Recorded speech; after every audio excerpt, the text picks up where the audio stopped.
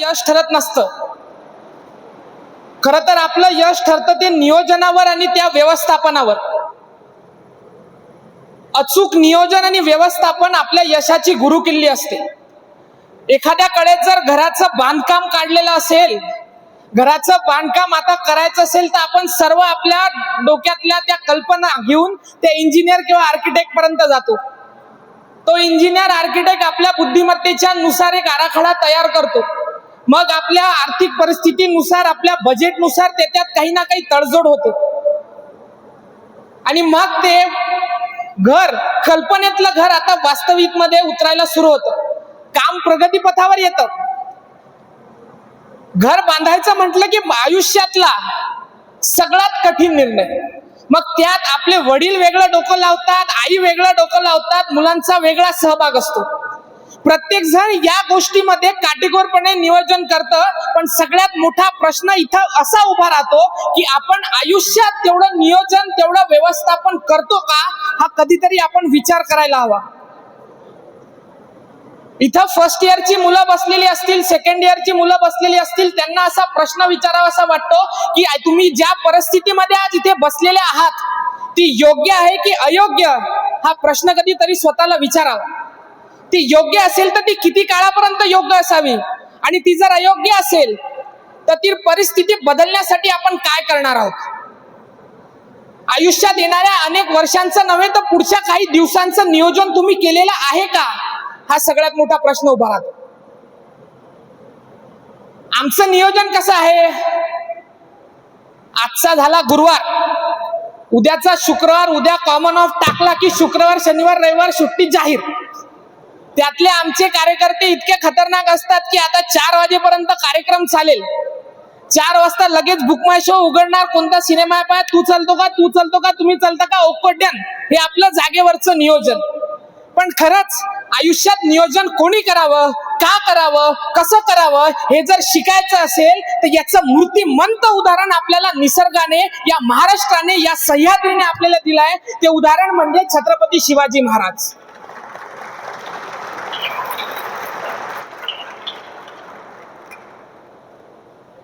महाराजांच्या नियोजनावर, व्यवस्थापनावर प्रकाश टाकण्या अगोदर हा सर्व कार्यक्रम ज्यांनी या सर्व नियोजन लावलं त्या स्टुडंट काउन्सिलचं मी मनपूर्वक अभिनंदन करतो.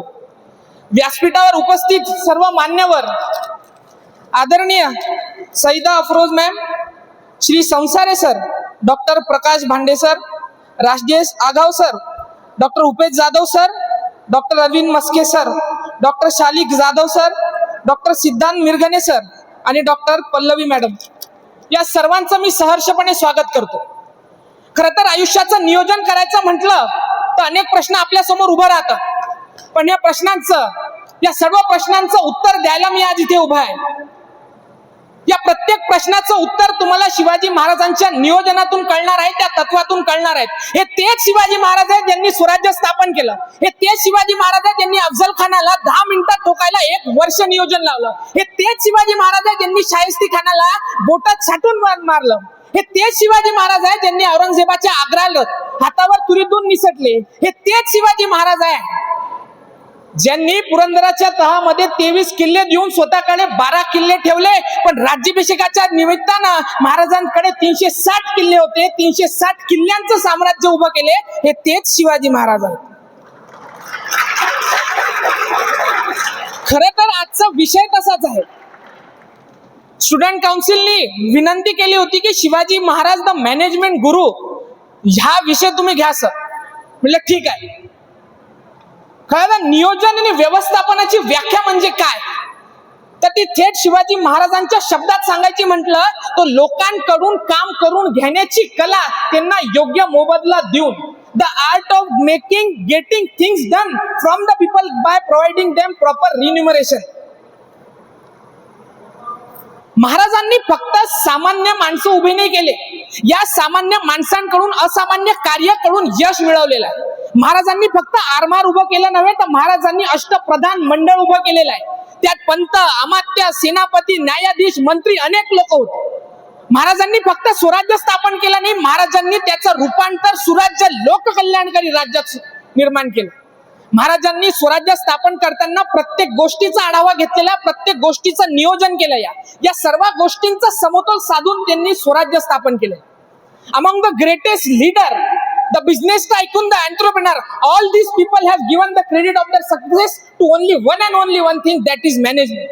प्रत्येक व्यक्तीने नियोजनाची, व्यवस्थापनाची एक वेगळी व्याख्या आपल्या समोर मांडली आहे. केव्हा 20व्या किंवा 21व्या शतकात.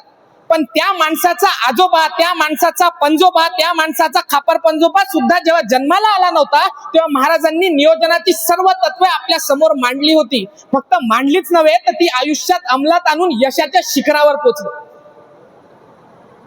Management is not a generational wealth. It is earned by practice. It is earned by positive approach. It is earned by sacrifice. इथं बसलेले अनेक लोक असतील ज्यांचे वडील डॉक्टर असतील, पण तुम्ही त्या उत्तम लेवलचे डॉक्टर व्हाल असे नाही. त्यासाठी तुम्हाला तो सराव करावा लागेल, तो सकारात्मक दृष्टिकोन ठेवावा लागेल, तो त्याग करावा लागेल. एखाद्याचे वडील जर मॅनेजमेंटच्या उत्तम इन्स्टिट्यूट मध्ये, IIM सारख्या इन्स्टिट्यूट मधून शिकून आले असतील, याचा अर्थ हा नाही की त्याचा मुलगा सुद्धा त्याच पातळीवर पोहोचेल. इथं असे सुद्धा लोक आहेत की जे त्यांच्या घराण्यातले पहिले डॉक्टर असतील. त्यांच्या समोर एवढा मोठा प्रश्न उभा आहे की हे नेमकं कसं होईल. हे वैद्यकीय शिक्षण आपल्याला झेपेल का, दवाखाना टाकता येतील का, पेशंट येतील का, आपला तर कुठली ओळख नाही, आपला कुठला वशिला नाही, मग हे कसं होईल. या सर्व प्रश्नांची उत्तरं आपल्या महाराजांच्या नियोजनातून मिळतातच. महाराजांचं नियोजन समजून घेणं म्हणून महत्वाचं आहे. महाराजांच्या नियोजनात इनोव्हेशन दिसतं, महाराजांच्या नियोजनात वैयक्तिक दृष्टिकोन दिसतो, पर्सनल पॉइंट ऑफ व्ह्यू दिसतो. महाराजांच्या नियोजनात शिस्त दिसते, समर्पण दिसते. महाराजांचं प्रत्येक नियोजन हे रिझल्ट ओरिएंटेड होतं. महाराजांच्या नियोजनाची प्रोडक्टिव्हिटी बघायची असेल तर 300 लोक, 5000 लोक त्या गोळखिंडीत अडवून ठेवतात. महाराजांच्या नियोजनाचं व्यवस्थापन, ते चांगले संबंध बघायचे असतील तर तिथला एकही माणूस ती गोळखिंड सोडून जात नाही.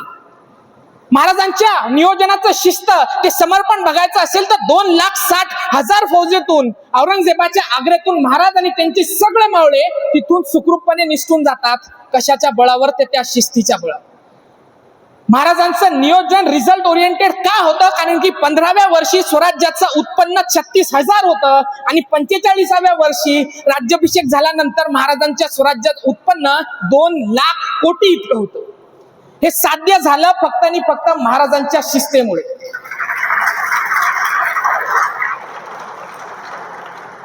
महाराजांनी कधीच त्यांच्या इमोशनल इंटेलिजन्सला प्रायोरिटी दिली नाही. He never prioritized his emotional intelligence over mental intelligence. हे आपल्याला प्रसंगावरून कळतं. अफजल खान जेव्हा स्वराज्यावर चालून आला, 1 वर्ष महाराजांनी नियोजन केलं होतं अफजल खानाला मारायला. अफजल खान प्रतापगडाच्या पायथ्यावर येऊन उभा आहे. अफजल खानाला भेटीला आता महाराज जाणार, तेव्हाच महाराजांना बातमी कळते सईबाईच्या निधनाची. म्हणजे ज्यांच्याकडे आम्ही आमच्या संसाराची ढोप दिली होती, ज्यांच्याकडे आम्ही आमचा संसार सोपवला होता, त्याच निघून गेल्या. संभाजी महाराजांचं बालपण हिरावून गेलं. ज्यांच्याकडे आम्ही संभाजी महाराजांना घडवण्यासाठी ठेवला होता, तेच सईबाई आता निघून गेल्या. अफजल खान कोण होता? अफजल खान हा तोच अफजल खान होता ज्यांनी महाराजांचे मोठे बंधू संभाजी महाराजांना कैद करून मारले. अफजल खान तोच होता ज्यांनी शहाजी महाराजांना कैद केलं होतं. आणि हाच अफजल खान होता ज्यांनी आई भवानीच्या ठिकऱ्या ठुकऱ्या केल्या होत्या. अशा परिस्थितीत महाराज डगमगले नाही. त्यांनी त्यांच्या भावनिक बुद्धिमत्तेला प्राधान्य दिलं नाही. ते जर त्या काळात दिसलं असतं तर या सह्याद्रीच्या नरसिंहांना अफजल खान फाडला नसता. हे तत्व फक्त महाराजांनी नव्हे तर स्वराज्यातल्या शेवटच्या माणसापर्यंत ही तत्व त्याच कटाक्षाने पाळण्यात आली होती. या अशाच तत्वावर आपल्याला तानाजी दिसतात. राजा आधी लगीन कोंडाण्याचं, मग माझ्या रायबाचं. माझ्या मुलाचं लग्न होत राहिलं, पण माझ्या राजाला ते स्वराज्याचं तोरण त्या कोंढाण्यावर बागायचं आहे. गेला आमचा तानाजी असा गेला की ते तत्व पाळण्यासाठी पुन्हा आलाच नाही. महाराजांनी प्रत्येकाला जबाबदारी दिली होती. ही शिस्त, हा समर्पण प्रत्येकाने आपल्या आयुष्यात अनुभवला होता. अनेकांनी इथे समर्पण दिलेलं आहे, अनेकांनी. महाराजांनी फक्त इथली लोक नाही घडवली, महाराजांनी त्यांना शिस्त लावली ती नियोजनाची. व्यवस्थापनेची 14 तत्व असतात, त्यातली काही महत्वाचीच मी तुम्हाला सांगतो. ज्यांच्याकडे अधिकार असतो ते जबाबदारीने काम करतील असं नाही. जे जबाबदारीने काम करतात त्यांच्याकडे अधिकार असेल असं नाही. पण जी लोक अधिकार आणि जबाबदारी या दोन्ही गोष्टींमध्ये समतोल साध्य करतात त्यांना नियोजनाची कला कळते. जर्नल कंप्लीट करणं तुमची जबाबदारी झाली, पण त्याच्यावर HOD ची सही घेणं ही त्यांची ऑथॉरिटी झाली. तुमच्या रिस्पॉन्सिबिलिटीच्या पलीकडे जाऊन तुम्ही कार्य केलं की तुमचा कार्यक्रम होणार. असतात आपल्या घराकार काहीतरी सही मारणार. म्हणून आपला अधिकार आणि आपली जबाबदारी समजून घेणं फार गरजेचं आहे. उभा सुचरित्र तुम्ही वाचा, त्याच्यात तुम्हाला एकही असा सेनापती दिसला नाही ज्यांनी त्याच्या अधिकाराच्या पलीकडे जाऊन कार्य केलं असेल. अधिकार आणि जबाबदारी प्रत्येकाला दिली महाराजांनी. प्रत्येक सेनापतीला फक्त अधिकार नव्हे तर त्यांना जबाबदारी दिली की स्वराज्याच्या या युद्धाच्या अपयशाची यशाची जबाबदारी सर्वत्र तुझी असेल. एक प्रसंग जर सोडला तर असं कधीच झालेलं दिसणार नाही. प्रतापराव गुजरांनी बहलोल खानाला शय दिला माणुसकीच्या बळावर. ही बातमी महाराजांपर्यंत पोहोचली.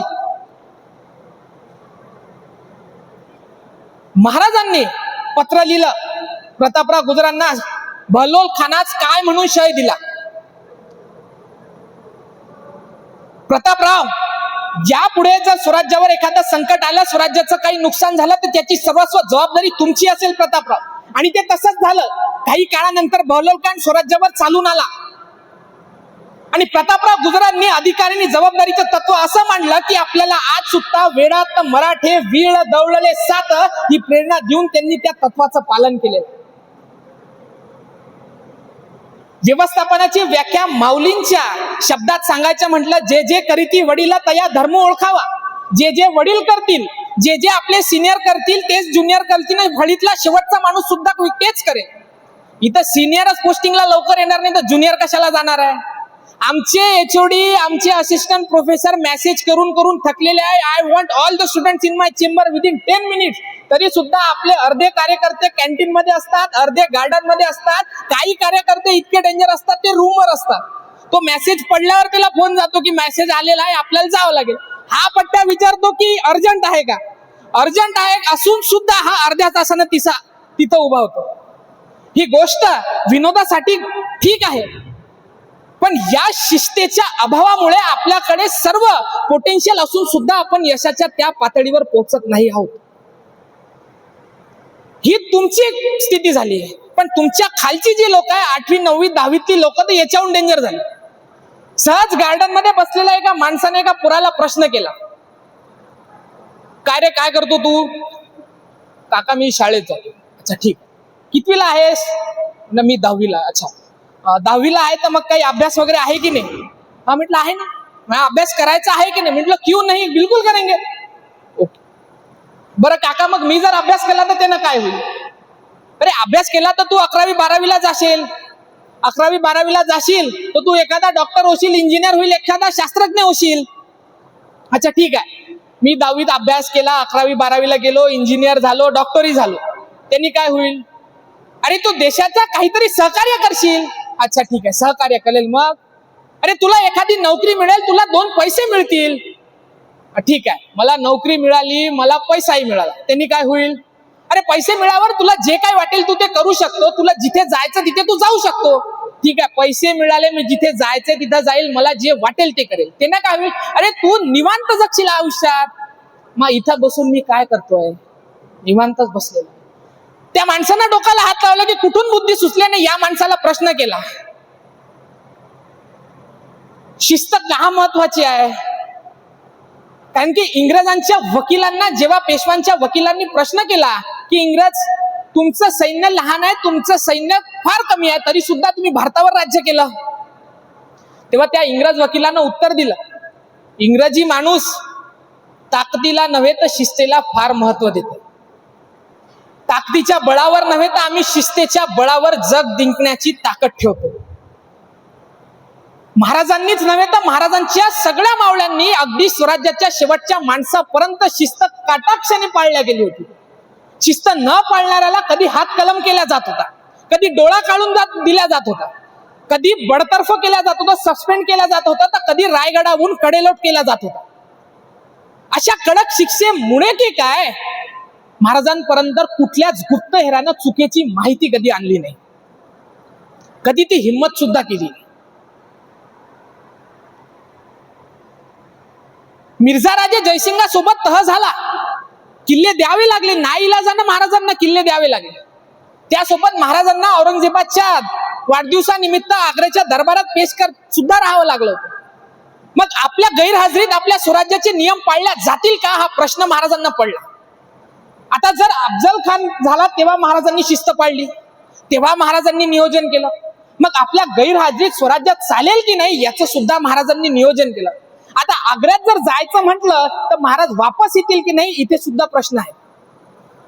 किती दिवसासाठी जातील हे सुद्धा माहित नाही, केव्हा येतील हे सुद्धा माहित नाही, जिवंत येतील की नाही हे सुद्धा माहित नाही.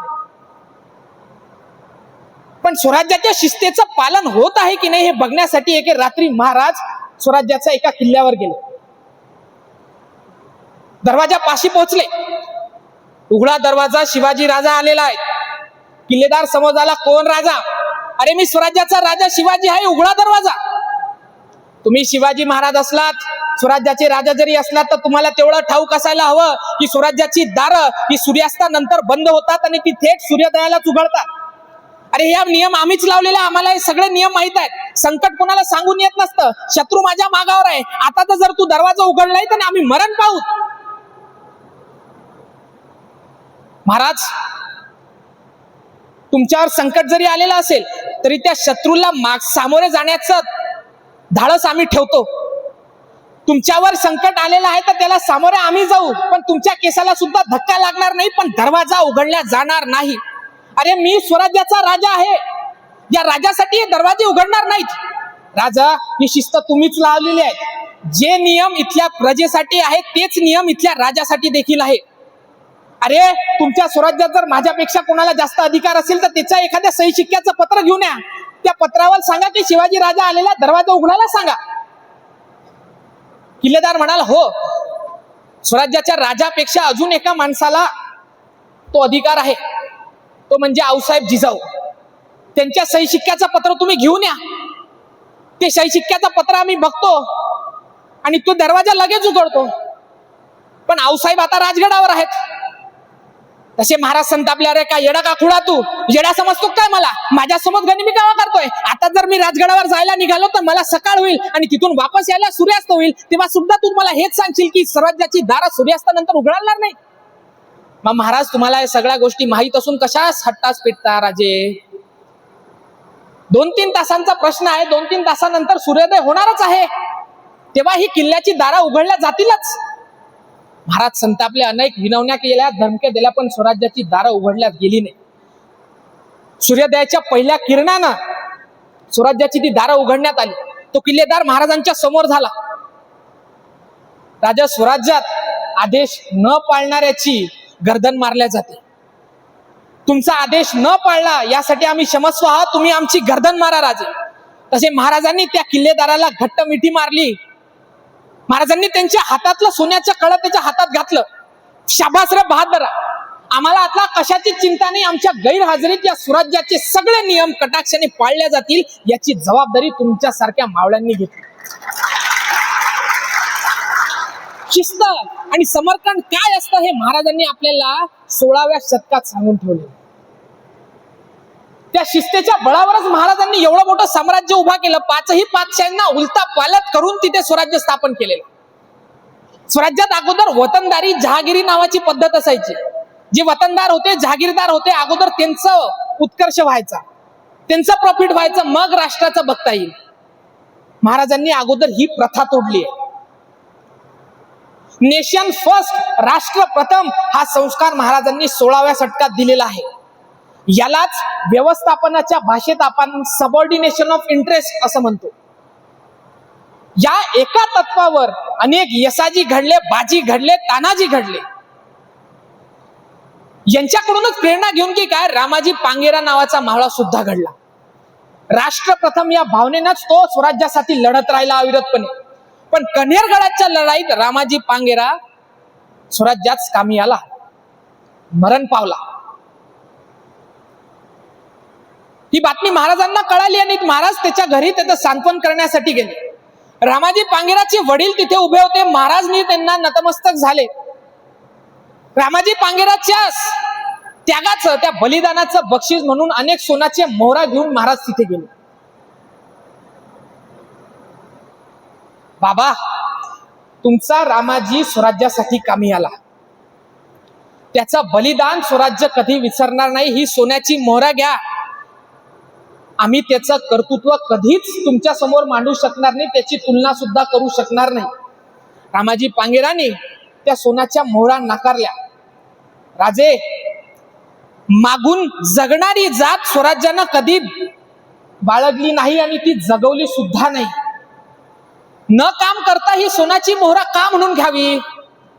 बाबा, ही सोन्याची मोहरा कमी आहेत का? अजून काय पाहिजे? जमीन जुमला, अजून काय जे पाहिजे असेल ते सांगा. तुमच्या रामाजीच्या पराक्रमाच्या समोर या सगळ्या गोष्टी फिक्या आहेत. राजा, एक वचन द्या राजा. बोला बोला बाबा बोला. रामाजीच्या वडिलांनी त्याच्या धाकट्या भावाला तिथनं बोलावणं धाडलं. ए पोरा, इकडे रे, राजा आलेला आहे. ते पोरगा पळत राजांच्या समोर उभं झालं. त्या वडिलांनी त्या पोराचा हात घेतला, महाराजांच्या हातात ठेवला. राजे, हा एवढा एकच उरलेला आहे. आता परमेश्वरानं जर 4-5 दिली असती तर सगळी तुमच्या स्वराज्यात धाडली असती. पण सध्या फक्त यालाच तुमच्या स्वराज्यात सामील करून द्या. बाबा, तुमचं वय झालेलं आहे, म्हातारपणात आहात तुम्ही. तुमच्या काळजीसाठी याला तुमच्या जवळ राहू द्या. रामाजीचं जे काही वेतन असेल, पेन्शन असेल, ते आम्ही तुमच्या वेळोवेळी पोहोचूच. तुमची सगळी जबाबदारी आम्ही घेतो. पण राजा स्वराज्यात न काम करण्याचे पैसे घेत नाहीत. राष्ट्र प्रथम. पहिले रामाजी पहिले होता, तो समाधिस्थ झाला. आता त्याचा बंधू आहे, तो स्वराज्यासाठी लढेल. तो जर यदा कदाचित जगला वाचला तर आमच्यापर्यंत काही राहिलं असेल तर आमच्यासाठी द्या. नेशन फर्स्ट ही भावना महाराजांनीच नाही, त्यांच्या मावळ्यांनीच नाही, तर स्वराज्याच्या शेवटच्या माणसापर्यंत ही तत्व कटाक्षाने पाळल्या गेली. शिवचरित्र जर तुम्ही वाचलं तर त्यात तुम्हाला जगण्याची नव्हे तर लोक मरण्यासाठी स्पर्धा करताना दिसणार आहे आपल्याला. दरबारी महाराज बसलेले असतात, एखादी मोहीम काढायची, तसे तानाजी पुढे व्हायचे. राजा जेवढा आपला, आम्ही जाणार. तसे बाजी म्हणायचे मागून, हो ताना थांबा, आता इतके दिवस झाले आम्ही रांगेत उभे आहोत, यावेळेस आम्ही जाणार. तसे यसाजी म्हणाते, अरे ही मोहीम तुमच्यासारख्या म्हाताऱ्यांची नाही, आमच्या तरणीबाण जिगरबाज पोरांची ही मोहीम आहे. राजे आम्ही जाणार, राजे आम्ही जाणार, आम्ही भगवा फडकवणार, आम्ही लढणार, आम्ही झुंजणार, आम्ही मारणार, राजे आम्ही मरणार. प्रत्येक माणूस महाराजांसाठी जीव ओवाळून टाकण्यासाठी तयार होता. ही लोक राष्ट्रासाठी एवढी समर्पित कशी काय होती याचं उत्तर मला आज सुद्धा मिळालं नाही. अनेकदा यांचं चरित्र वाचण्याचा प्रयत्न केला, पण प्रत्येक वेळेस एक नवीन महाराज, त्यांचे नवीन तत्व मला शिकायला मिळाले. यांनी हा सगळा इतिहास फक्त आणि फक्त आत्मविश्वास या एका शब्दावर, या एका तत्वावर घडवलेला आहे. आत्मविश्वास कसा घडतो? तो विश्वासातून. विश्वास कसा निर्माण होतो? जेव्हा आपण स्वतःचा क्षमता, स्वतःचे कौशल्य याची आपल्याला जाणीव होते. हे क्षमता, हे कौशल्य आपल्याला कसं जाणीव करता येते? स्वतःचा अभ्यास केल्यावर. जेव्हा आपल्याला स्वतःची ओळख पटते, स्वतःचा अभ्यास होतो, तेव्हा कुठे आपल्याला या क्षमताची जाणीव होते, त्यातून विश्वास येतो आणि त्या विश्वासातून आत्मविश्वास घडतो, तेव्हा कुठे आपण यशाच्या शिखरावर पोहोचू शकतो. महाराजांनी इथल्या लोकांची प्रत्येकाची क्षमता ओळखली आहे. त्यांच्या बळावर प्रत्येकाला एक एक जबाबदारी दिलेली आहे. या जबाबदारीच्या बळावरच हे 32 मन सोन्याचं स्वराज्य, सिंहासन रायगडी स्थापन झालं. महाराज छत्रपती झाले. ही बातमी औरंगजेबाला कळाली. दरबारी जात असेल औरंगजेबाचे अलकाब लागत होते. अबुल मुझफ्फर मोइनुद्दीन, शहंशाह हिंद अबू तालिब, बादशाह हिंद औरंगजेब दरबार में पधार रहे हैं. बंद करो ये सब अलकाब, ये नारे, ये अलकाब, ये नारे सब फिजूल बातें हैं शहजादे. तैमूर और चंगेज के खून ने कभी शिकस्त नहीं देखी. पूरी दुनिया पर हरे रंग का परचम फहराने का ख्वाब देखने वाले मां बदौलत को आज ये क्या दिन देखना पड़ रहे हैं. शिवा ने उसकी सल्तनत की तामील कर ली है. शिवा ने स्वराज बना लिया है, शिवराज राजा बन रहा है. आखिर क्यों शहजादे? हमें हर एक बार शिकस्त मिली है. हमारा नामसीन योद्धा हमने स्वराज पे भेजा, कोई हफ्सी, कोई बुंदेला, कोई सिद्दी, कोई अफगानी. हर एक इंसान को शिवा के लोगों ने शिकस्त दी है। आखिर क्यों शहजादे? आखिर क्यों हमेशा हमें शिकस्त मिली शहजादे? ये कौन बेटे? हमारे मामू जान, इनका नाम पता है? अबू तालिब शाइस्ते खान। इनका नसीब सिकंदर था तो जो इनकी जान बच गई। ये जोधपुर के नरेश राजा जसवंत सिंह शिवा के लोगों को पीठ दिखाकर ये यहां पे भागकर चले आए। ये फौलाद खान, इसका तो सिर्फ नाम फौलाद खान है। भीख मांगी इसने शिवा के सामने और भीख में मिली हुई जान को लेके यहां पे हमारे सामने खड़े हो गए। ये कारतलब खान, शिवा जब आगरा आया था तो इसके सामने, इसके हाथ में मिठाई देख के शिवा वहां से भाग गया। हमें गुरूर था शहजादे, हमें गुरूर था कि हम दुनिया की हर एक चीज खरीद सकते हैं। हमें घमंड था, लेकिन इस घमंड को तोड़ा है इन शिवा के लोगों को। हम दुनिया की हर एक चीज खरीद सकते हैं शहजादे। हमने शिवा के लोगों को खरीदना चाहा, उन्हें पैसा देना चाहिए, उनको वतन देना चाहिए, दरबार देना चाहा, पैसा देना चाहा, पर इन सब चीजों पे, इन सब दौलतों की चीजों पे शिवा के लोगों ने थूक दिया शहजादे। आखिर क्यों शहजादे हमें हमेशा शिकस्त मिली है? इस क्यों का मतलब, इस क्यों का जवाब तुम कभी दे नहीं सकोगे शहजादे। औरत, नाच गाना, इश्क, मोहब्बत, दारू, इन सब चीजों में मगरूर हुए तुम, गिरफ्तार हुए तुम लोग कभी शिवा और उसके लोगों को समझ नहीं पाओगे शहजादे। शिवा ने सिर्फ मजबूत किले नहीं बनाए, शिवा ने मजबूत जमीर के लोग बनाए हैं। उन लोगों के भरोसे पर शिवा उसके सल्तनत की तामीर छू रहा है। हमें पता है शहजादे कि शिवा चालाक है, मगरूर है, लेकिन उसका चाल चलन दूध की तरह साफ और सूरज की तरह चमकदार है। दुश्मनों के मजहबों को और दुश्मनों की औरतों को इज्जत देना शिवा और उसके लोग जानते हैं। इसमें कोई शक नहीं शिवा, इसमें कोई शक नहीं शहजादे। अरे दुश्मन भी मिला तो मिला, दुश्मन भी मिला तो मिला, शिवा जैसा मिला। राजे छत्रपती झाले, 6 जून 1674 साली महाराज छत्रपती झाले, सिंहासनाधीश्वर झाले। राजे छत्रपती झाले, महाराज सिंहासनाकडे जात आहेत। रायगडावर 32 मन सोन्याचं ते सिंहासन आज सजलेलं आहे। महाराज आज छत्रपती होणार आहेत। या म्लेंच पातशाहीच्या उरावर एक राजा छत्रपती होतो ही एक साधी गोष्ट नव्हे। अनेकांनी प्रयत्न केले पण ते कोणाला जमलं नाही, ते एका माणसाला जमलं। राजे छत्रपती झाले, राजे सिंहासनाकडे गेले। आस्ते कदम, आस्ते कदम, आस्ते कदम। गणपती, भूपती, प्रजापती, सुवर्ण रत्न श्रीपती, शस्त्रास्त्र शास्त्र पारंगत, अष्टवदान वेष्टित, अष्टप्रधान मंडित, न्यायालंकार वेष्टित, राजनीती धुरंधर, प्रौढ प्रताप पुरंदर, क्षत्रिय गुणावतंस, सिंहासनाधीश्वर राजा श्री श्री श्री छत्रपती शिवाजी महाराज की हर हर। राजे छत्रपती झाले। आजपर्यंत एखादा मराठी सैनिक, एखादा योद्धा फक्त आणि फक्त सरदार होत होता, जागीरदार होत होता, पण आज एक साधारण माणूस छत्रपती झाला। छत्रपती या नावाचा अर्थ काय होतो? रयतेवर छत्र ठेवणारा, त्यांची काळजी घेणारा म्हणजे छत्रपती। राजे छत्रपती झाले। खरं तर शिवाजी महाराजांच्या शब्दात काय ताकद आहे कधीतरी आपल्याला ओळखून घ्यावी लागेल। महाराजांचा जयघोष करणारी लोक फार आहेत, पण त्यांचा पराक्रम हृदयात कोरणारी लोक फार कमी आहेत। जय भवानी म्हटल्यावर जय शिवाजी म्हणणारी लोक फार आहेत। कधीतरी शिवाजी हे नाव उलट वाचून बघा, काय होतं? जीवाशी.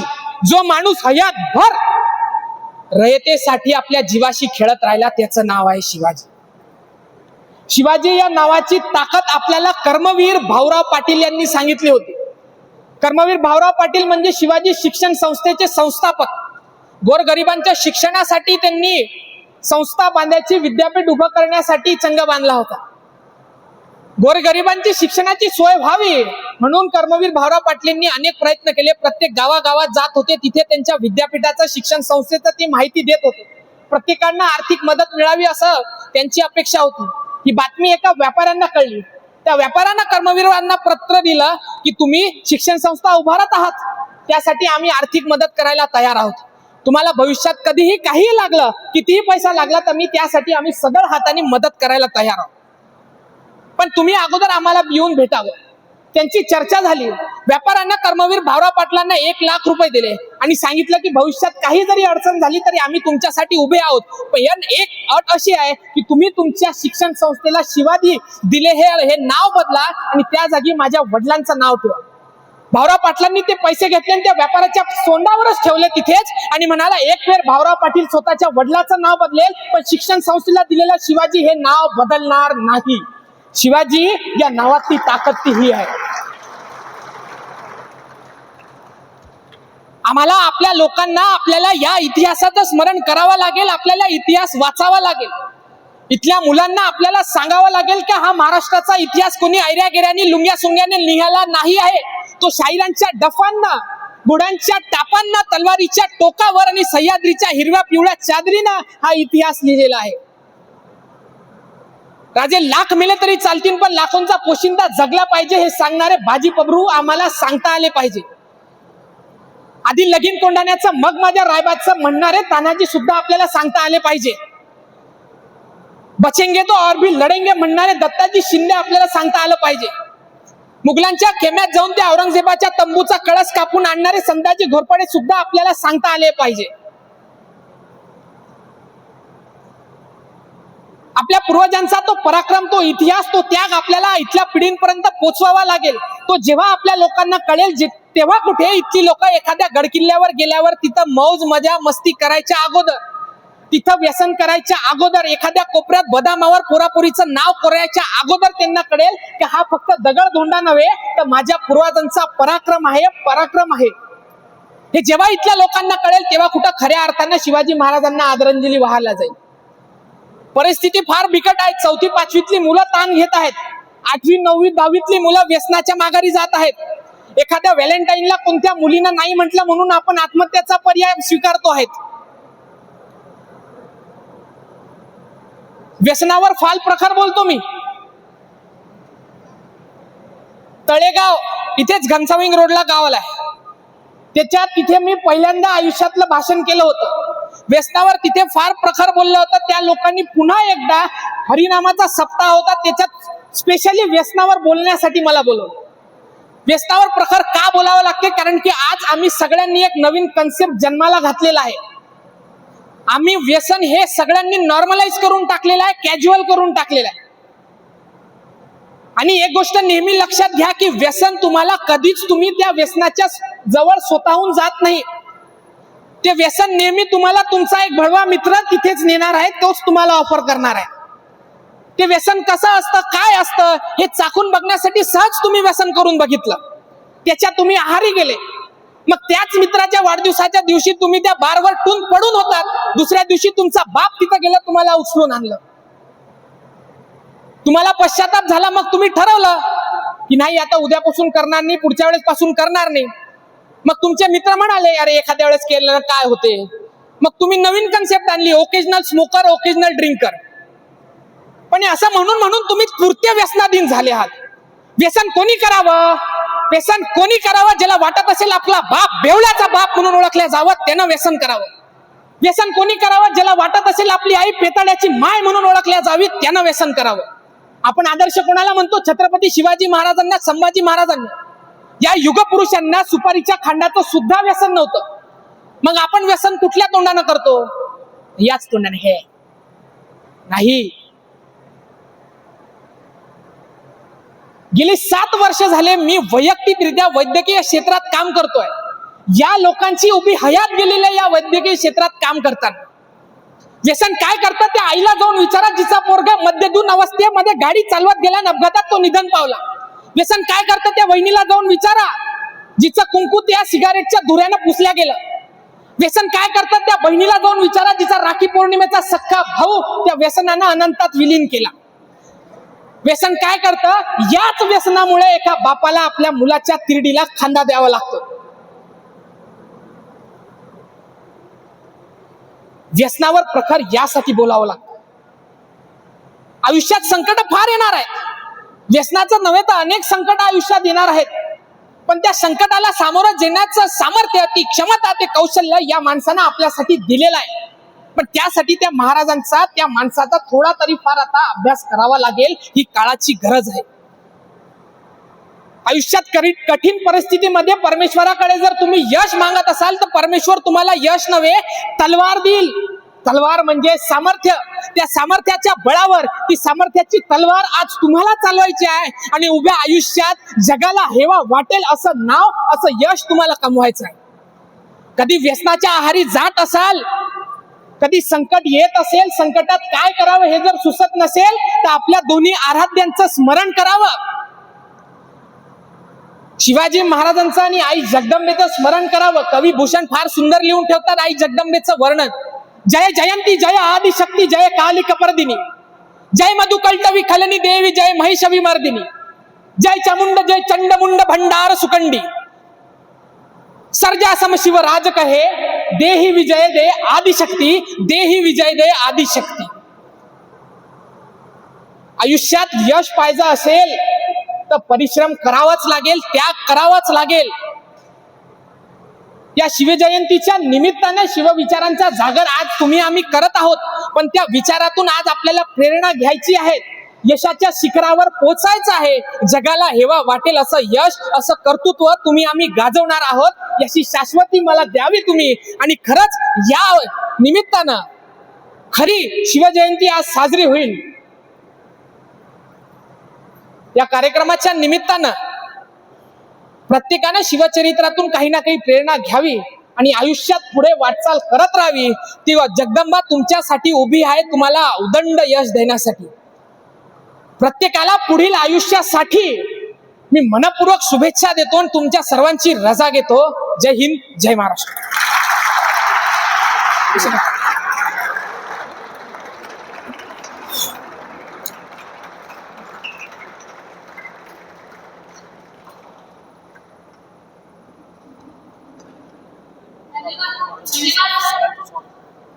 आपल्या मार्गदर्शकातून आम्हाला प्रेरणा मिळाली.